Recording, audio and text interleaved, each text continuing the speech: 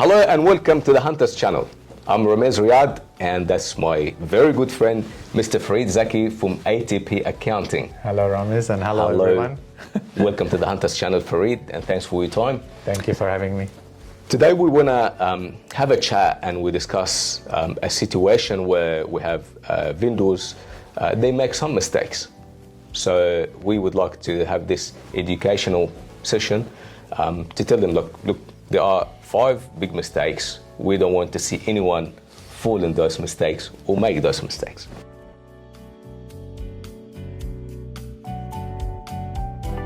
We come across a potential vendor and call one of our agents or any real estate agent and say, hey, I'm not sure if I want to sell or not. Look, I want to test the market. Can you just test the market for me and see if the price is okay, I will sell or not? So we call this type of testing the market mistake, we call it no plan. So we always go to the vendor and we say, look, you got to have a very clear plan on why do you want to sell? Do you want to upgrade, downsize? You want to upsize?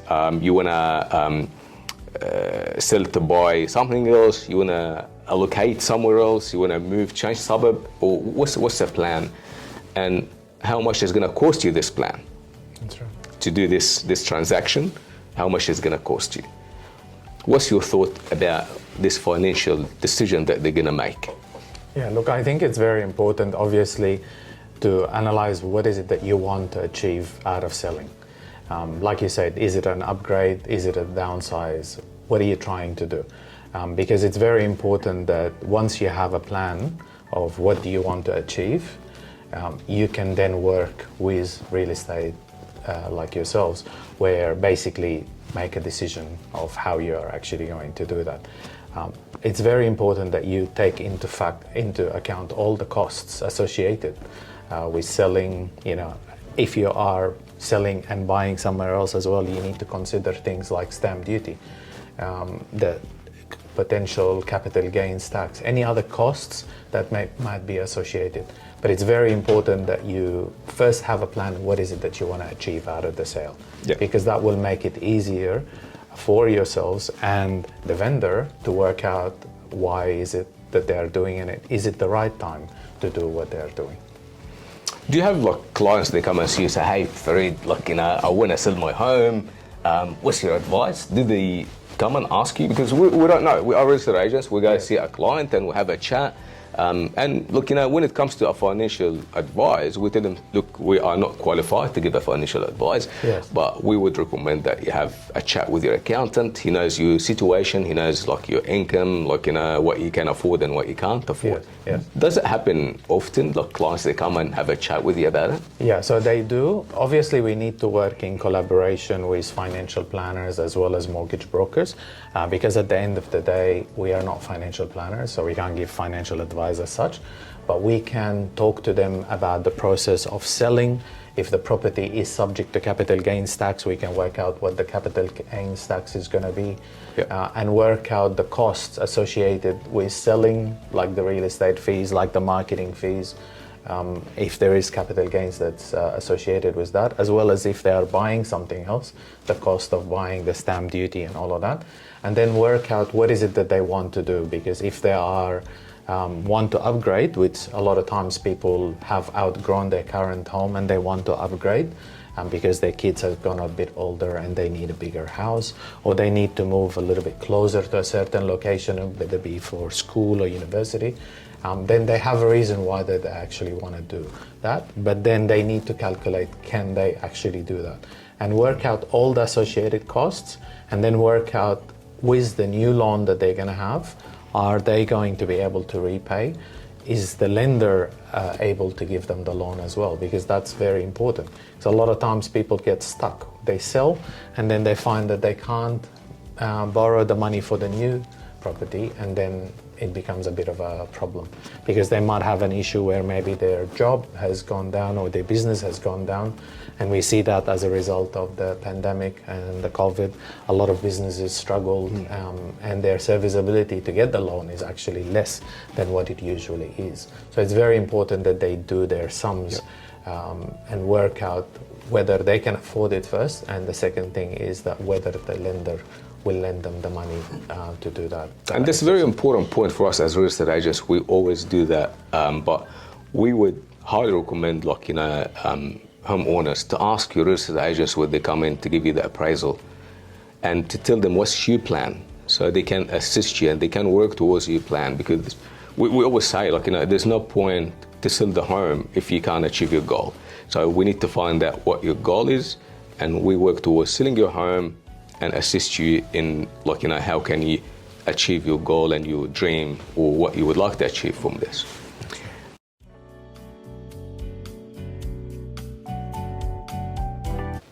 I don't want to invest in marketing or staging or anything to do with marketing the property.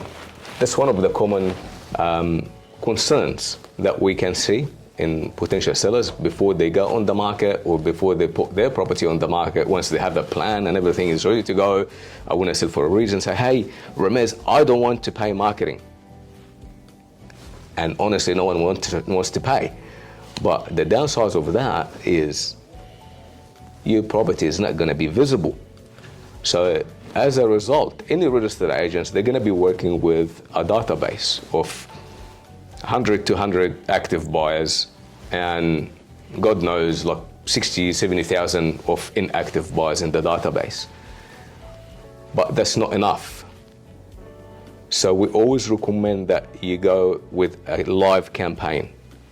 And we always recommend as well, if the property is not like it's vacant or empty or doesn't have furniture, to stage it. There's another cost of 3 to 5 grand to 10 grand, depends on how big the home is. So it's an investment, like, it's upfront investment, like $5,000 to $15,000 of money that they have to allocate for the property to be sold.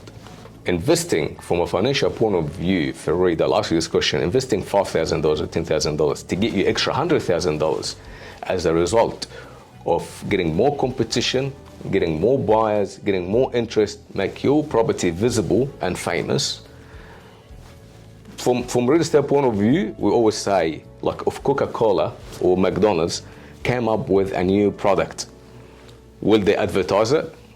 They already advertise. Everyone knows Coca-Cola, right? Everyone knows McDonald's. That's right.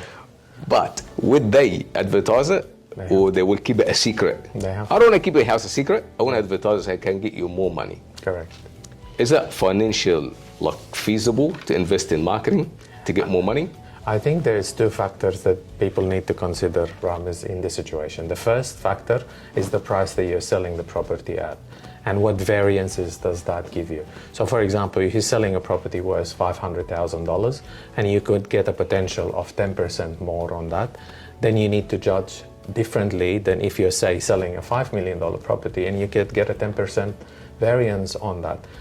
Obviously, marketing is very important, because these days we are bombarded with marketing messages everywhere we go, online as well as when we're walking around. So it's very important to have a very strong visibility for the property that you're trying to sell, because the more visibility, the more chances you will have buyers looking at it, and the more chances, like you said, we have competition for buying the property, and we know that price is determined by supply and demand. So the more demand that the property is for, the higher the price will be. And at the end of the day, if you're going to spend $5,000 or $10,000, but you will end up with $50,000 or $100,000 more, you're definitely much better off spending it and actually getting that more. The other side as well, if you are doing it from an investment point of view, from a tax deduction point of view, is these costs become then tax deductible against the sale, and it will reduce your capital gains tax. So at the end of the day, the extra money that you pay for the marketing and the advertising, that will constitute part of your costing for selling of that property, and it will reduce your capital gains if the property is subject to capital gains. So I think also depends, one last point, it depends if the person is serious about selling or not. Because if they're not serious about selling, they need to then say, okay, well, I'm not going to spend the money because I'm not really serious about spending that money, and then they end up not putting it on the market. Well, that will take us to the first mistake, which is you have a plan first, because Correct. it's actually a very valid point for the first point, because if you don't have a plan and you go and you invest $5,000 to $15,000 with an average, like that's going to be cost. There's going to be costly mistake you make as well. Correct. It's very important that you need to make that very clear. And of course, by discussing that with you, as well as their financial advisors, the accountants, and the mortgage broker, and to set up a plan of how they want to do it and whether they are going to do it at this time or not. Because obviously some of the costs like staging and all of that, you got to pay for it when you're ready to put it on the market. There's no point in doing staging on a property that you're not going to sell at the moment. Yeah.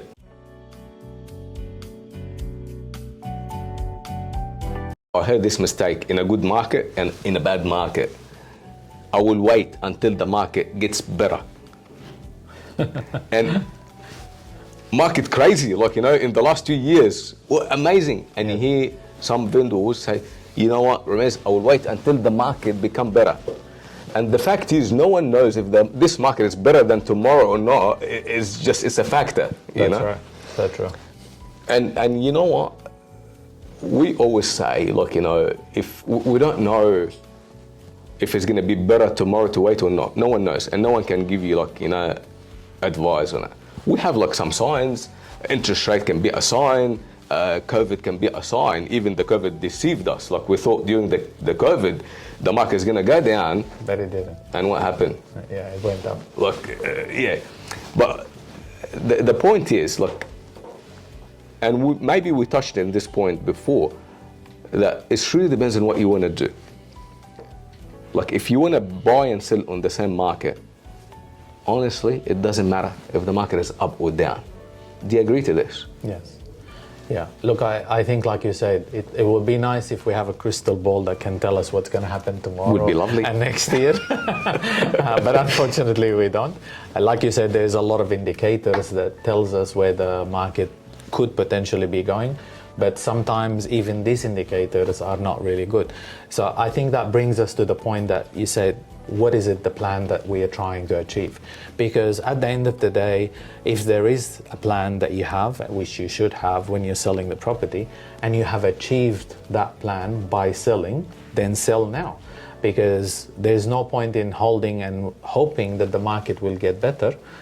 Because, for example, if you are upgrading and you wait till you sell when the market is higher, well, guess what? The property you're going to buy is going to be more expensive later on. So you might achieve a little bit more money when you're selling the property in the low market, on the low market, but then later on, when you sell on a high market, you're going to buy at a high market as well. So the gap might be the same, or it could actually be higher. Because obviously, if the market is high on your property, it's going to be high on any other property. So then you could sell on a high price, but end up buying on a higher price. And obviously, there's other costs associated, like stamp duty. So if you're buying at a higher market price, well, guess what? You're going to pay a higher stamp duty. So you have to factor that. And that's why it's important to have a plan. What is it that you want to achieve by selling? And if you find that by selling now you will achieve your plan, then you should go for it, because there's no one can tell what the market looks like. We can have indications, but it's gambling. Yeah. Look, if someone wants to wait, this is like pretty much you're gambling, taking a risk. Yeah. You don't know what's going to happen. As long as you have a clear plan of what you want to do, I want to upgrade, I want to downsize, you work out the figures, you're going to find that there's no point to wait. And some people, they sell. Look, not some people. Everyone sells for a reason. That's right.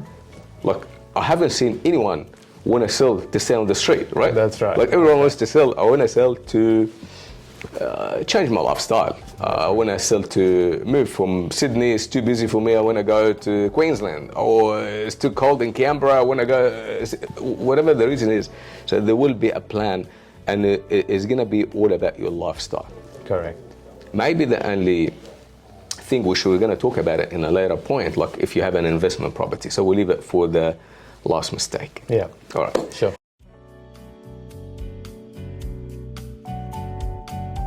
Not knowing the actual cost of making the transaction.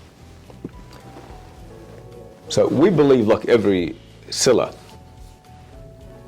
/ buyer, because when they sell, they're gonna buy. Yeah. They're gonna have two types of costs: direct cost and indirect cost. Correct. So we listed it down, like, the most common cost that everyone, like, gonna ask first thing before they sell a home. They're gonna first question, what's the selling fee?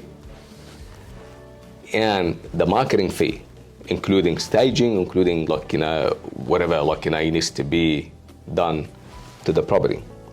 And then the legal fee. And they always ask us about if they pay stamp duty or not. Like, a lot of sellers, they don't know if they pay stamp duty or not, but they do pay it when they purchase, because they're gonna sell to buy. So that's another fact that they need, like, to have in mind. Like, I'm gonna pay stamp duty when I purchase. So that could be in a lot of situations, and it's honest advice. We can go to a vendor, like, say, look, I want to get a bigger house. So I've got 3 bedrooms and I want to buy 4 bedrooms in the same area. So when we do the figures and numbers and say, hey, you're going to pay that much in selling fee, that much in marketing, this much in legal, and you're going to pay a stamp duty of $100,000 to purchase another home in the same area, that's about $200,000. Tell them, hey, it's much cheaper for you to build an extension or put a granny flat for $150,000. So they might, like, once they work out, like, the figures and numbers, they find that it's feasible or not feasible for them to do the transaction or to sell a home. And indirect staging, if they need to do staging, if the property vacant, it's good to stage it, so you create this emotional attachment when the buyers, they walk in, they see nice furniture, nice painting, nice plants, that gonna make them feel like home. Minor renovation, if the property needs renovation, like, you can't sell it in the situation like the property is in. And we always recommend also, before a property goes on the market, to do a pest and building inspection report that's gonna show you if there's anything needs to be attended to. And that's something we always recommend, that, sell the home in its best condition. And we have a product that, like, vendors, they can have access to early fund to use towards renovation and marketing and all of that, and that gets deducted from the settlement. So if you were to ask one of the Hunters agents, they can help you with this. And also, the last thing is the buying cost. Like, are you planning to hire a buyer's agent? Or are you planning to, like, to do it yourself? Like, all this direct and indirect cost is very important to factor in and do your homework.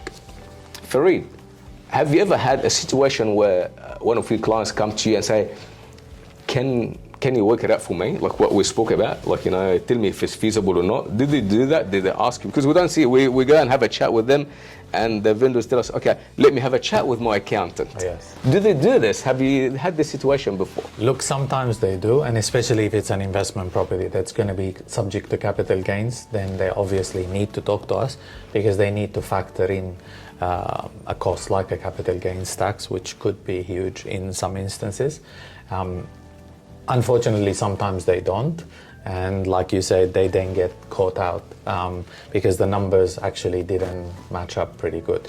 So I guess whether they speak to an accountant, whether they speak to a mortgage broker, to the financial planner, they basically, and obviously to the real estate agent, it's very important to crunch the numbers, because at the end of the day, you want to see, by selling, does it really give you what is it that you want out of the transaction? So if you're selling and you're buying somewhere else, whether you're upsizing or downsizing, you need to see whether you will actually be able to do that or not. So it's very important to factor all of these costs, and some of these costs, like you said, they could be a little bit more than what you expected. Like if the property is in a very bad condition and it needs a fair bit of touch-ups, it could cost, and you need to work out, is it going to be worthwhile, to do all of these extra costs to repair the property, or maybe the purchaser is going to buy the property and knock it down anyway. So then there's no point Exactly. in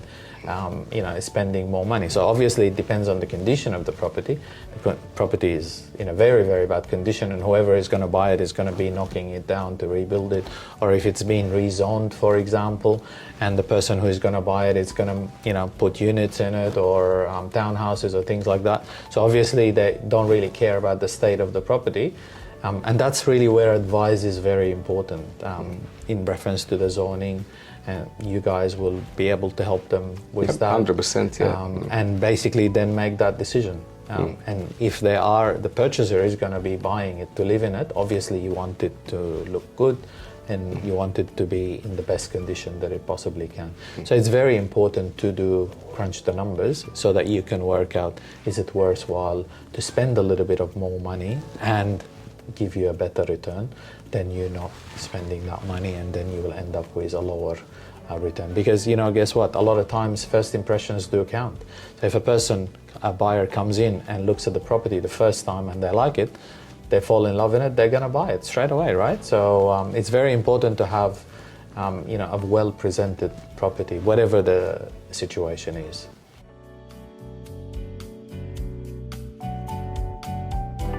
Capital gain. Yes. And believe me, a lot of vendors, they go on the market, they try to sell a home or an investment property, and then they realize that halfway through, my goodness, I forgot that I'm going to be up to capital gain tax. Yes.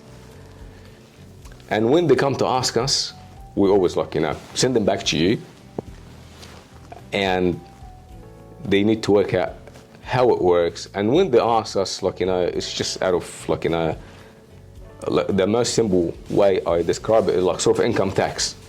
But I don't know, can you tell us more about the capital gain tax, how it works? And I heard that there will be some sort of exemption somehow.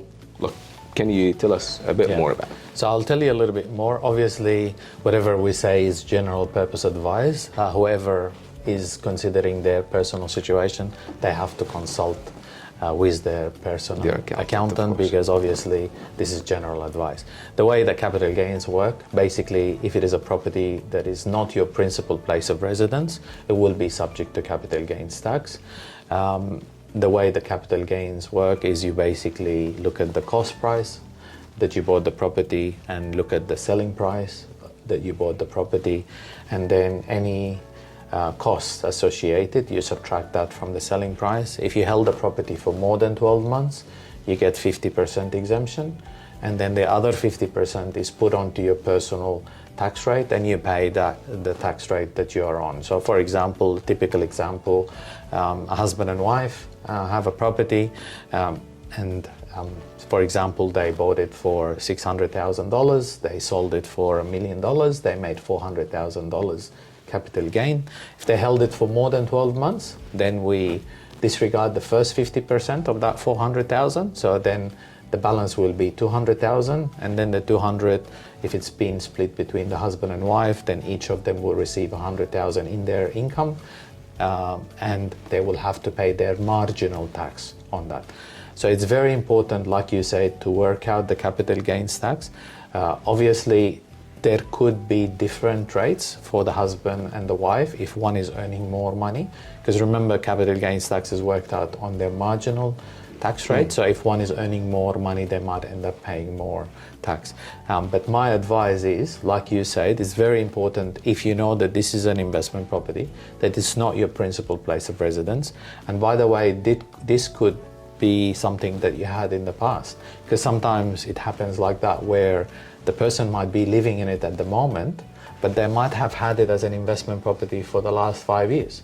The fact that they are living on it at the moment, it doesn't mean that it's exempt from capital gains tax. Oh, they still need to pay capital gain tax on the period that they had it as a rental property. Correct. Okay. So there is basically two ways of looking at it. So if you lived in the property and then you rented it out, you do a valuation as of the date you start renting it, and any increase that happened from the day you started investing it to the day you sell it, that's the tax you pay on that gain. If it is the other way around, so if you had it as an investment property for some time and then you lived in it, then we take an apportionment method, which is basically if you own the property for 5 years and you lived in it for half of that time, then basically half of it as an apportionment, you have to pay tax on it. So obviously it's very important, and that's why it's very important to talk to your accountant when you're selling, because they know all the nitty-gritty of that situation and they can calculate that for you properly and work out how much capital gains will you be up for.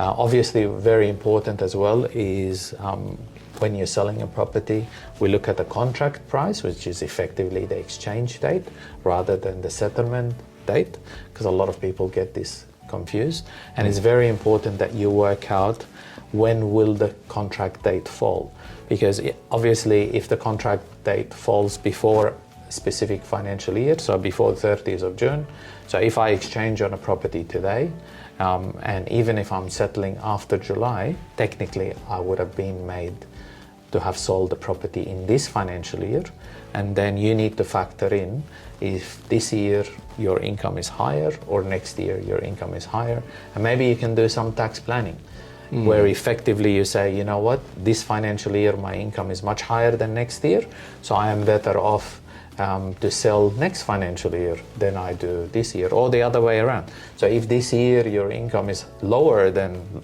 next year, then maybe it's good time to sell this year because your capital gains tax will be less. And this brings us back to what we talked, that it's all important to have a good plan of what is it that you actually want to do before you buy as well.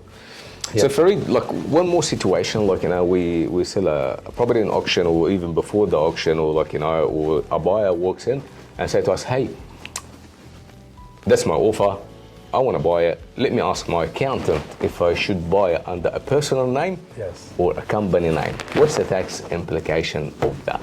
Like, is it better to buy in a company name or better to buy in a personal name, or? Look, I think that's a very big question. We need a different episode for it. we'll probably need to talk about that on a separate episode, because this takes us into structuring. Okay. So whenever you are doing anything, you need to think, what is the structure that you want to buy that property, and what is the plan that you want to do for that. So obviously, if you are going to buy a property and live in it, then you will put it in your personal name. You wouldn't put it in a company or a trust or a super fund, because you want to live in it. So it brings us back, before we make that decision, what is it that the person is intending to do with the property? They're going to live in it, then they put it in their personal name.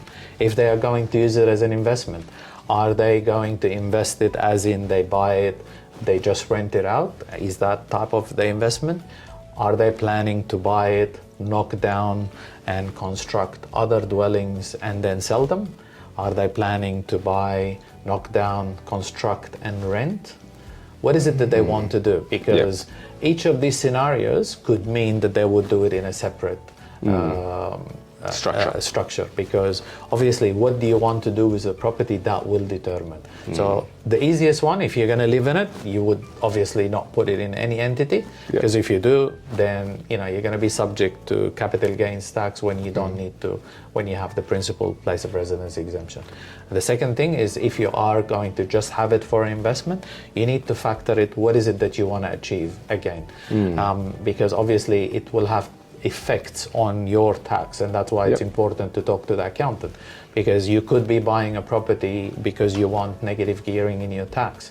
Well, if you want negative gearing, you have to put it in a personal name. You can't put it in a company or a trust, because both a company and a trust, any losses that happens in them will stay in those entities. You will not be able to claim that in your personal name. So if you're trying to buy a property because you need negative gearing to reduce your tax, well, it can't be in an entity name.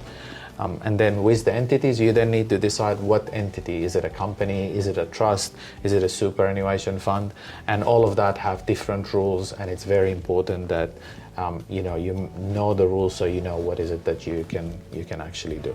So I'm not trying to not answer the question, but it's very detailed. It needs a separate episode. That's right. And we can arrange that in another time. Definitely, yeah. Farid, thank you so much for your time. Thanks for coming in. Ladies and gentlemen, thank you so much for watching. please subscribe to our channel, Hunters channel. You're gonna get a lot of free tips, advice. We're gonna have one of those episodes every month. If you have any question for me or Farid, please feel free to send us an email, call us, or have your comments in here, and we're gonna answer it for you. Have a nice day, and we'll see you in the next episode. See ya.